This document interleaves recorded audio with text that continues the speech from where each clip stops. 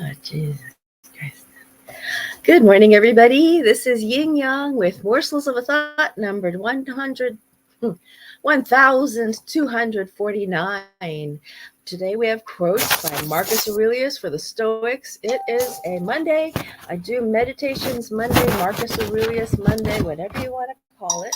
I've got everything going on. My cat will come here. Oh, wait. Okay. This is my cat. This is my cat, Fira. Good morning, Fira. How are you, huh? Marcus Aurelius in Meditations says, "It isn't coming to live that I'm afraid of, but never beginning to live. It isn't ceasing to live that I hope. It isn't. I can't see without looking really closely. So, good morning, Vera. I gotta let you down. Okay, good girl. Good girl. Okay, I can't see without my glasses. So, good morning, Ernest Herndon. If you happen to be watching this, because I'm going actually really slowly, I hope I didn't cover the screen by mistake. Okay, it isn't ceasing to live that I'm afraid of, but never beginning to live properly. Remember that our efforts are subject to circumstances. You weren't aiming to do the impossible. Aiming to do what then? To try. And you succeeded. What you set out to do is accomplished. Is this screen dirty or something? Oh, golly. Hold on. Oh, boy. Okay. Oh, gee whiz. Sorry.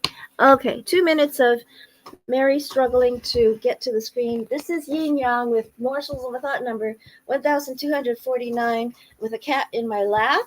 And I do set out to inspire you to have a good day. I hope this is entertaining a little, at least.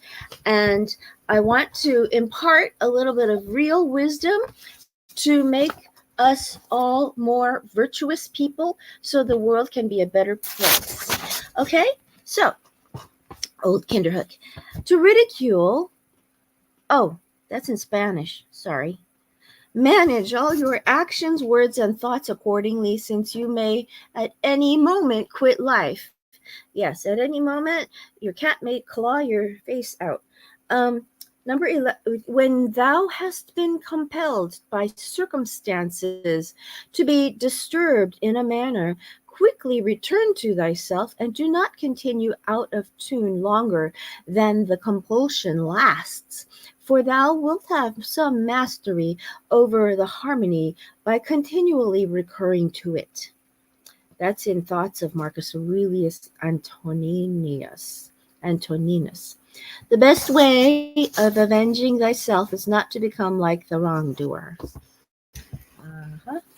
And I also had, oh gosh, I thought I got, okay, that's not my angel. Okay, sorry. Okay, good morning, everybody. Good morning. Good morning, Marty Blue. How are you doing? This is a good morning. I'm hoping to inspire you to have a great day. I hope I'm being a little entertaining. I have my hand got an operation and my other hand got an injury. So I have all these gloves on. These are wonderful, wonderful gloves made for me by Valentina Gorodnova. She's a wonderful person. Marcus Aurelius. People out for posthumous fame forget that the generations to come will be the same annoying people they know now. Okay. Marcus Aurelius in Meditations says, truly a rare opportunity was given to Marcus Aurelius of showing what the mind can do despite of circumstances, most peaceful of warriors, a magnificent monarch whose ideal was quiet happiness in home life, bent to obscurity, yet born to greatness, the loving father of children, who died young or turned out hateful. His life was one paradox, that nothing might lack. It was in camp before the face of the enemy that he passed away and went to his own place. Okay, he's talking about somebody else. Okay. The winds blow upon the trees, and their leaves fall upon the ground. Then do the trees begin to bud again, and by the springtime they put forth new branches. So is the generation of men. Some come into the world, and others go out of it. Of these leaves then thy children are, and they also that applaud thee so gravely, or that applaud thy speeches, with that their usual acclamation.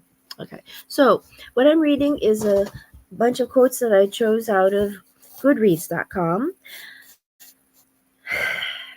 I couldn't find my book again.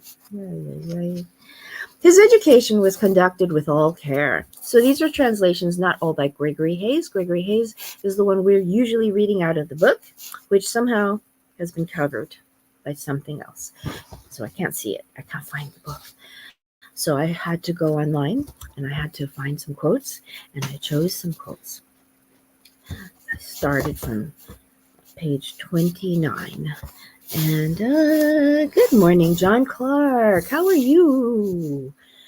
Marcus Aurelius in Meditations. His education was conducted with all care. The ablest teachers were engaged for him, and he was trained in the strict doctrine of the Stoic philosophy, which was his great delight. He was taught to dress plainly and to live simply, to avoid all softness and luxury. His body was trained to hardihood by wrestling, hunting, and outdoor games. And though his constitution was weak, he showed great personal courage to encounter the fiercest boars. At the same time, he was kept from the extravagancies of his day. Stoicism is thus from the onset a deterministic system that appears to leave no room for human free will or moral responsibility. In reality, the Stoics were reluctant to accept such an arrangement and attempted to get around the difficulty by defining free will as a voluntary accommodation to what it is in any case inevitable. According to this theory, a man is like a dog tied to a moving wagon. If the dog refuses to run along with the wagon, he will be dragged by it. Yet the choice remains his to be dragged. Interesting. Real good luck would be to abandon life without ever encountering dishonesty. What's wrong with my lighting? Excuse me. Sorry. Real good luck would be to abandon life without ever encountering dishonesty or hypocrisy or self-indulgence or pride. But the next best voyage is to die when you've had enough. Or are you determined to lie down with evil? Hasn't experience even taught you that? To avoid it like the plague? Because it is a plague, a mental cancer, worse than anything caused by tainted air or an unhealthy climate, worse than anything diseases like that can only threaten your life. This one attacks your humanity. The present is all they can give up, since that is all you have, and what you do not have, you cannot lose.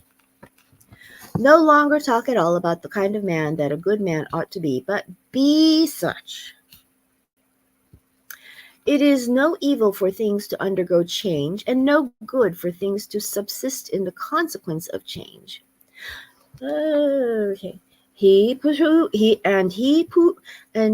who pursues pleasure will not abstain from injustice, and this is plainly impiety. Impiety means the idea that you are not filial to your parents. Piety is being good to your parents, and Pius Aeneas was a story about the Aeneid was a story about Pius Aeneas. Pius was always doing things in alignment with the gods and encountering evils and still being pious. So piety. Okay. All right. Well, I hope this wasn't a phony morning for you. Oh my gosh. So, like I say, in Morsels of a Thought, we set out to inspire. We aspire to inspire you to have a great day, and to entertain you a little bit, and to possibly educate and impart some good wisdom, so that we can become a better, virtuous people and make this a better place to live. Okay, so we talk to that congressman every day. Everybody says it. Okay, old Kinderhook.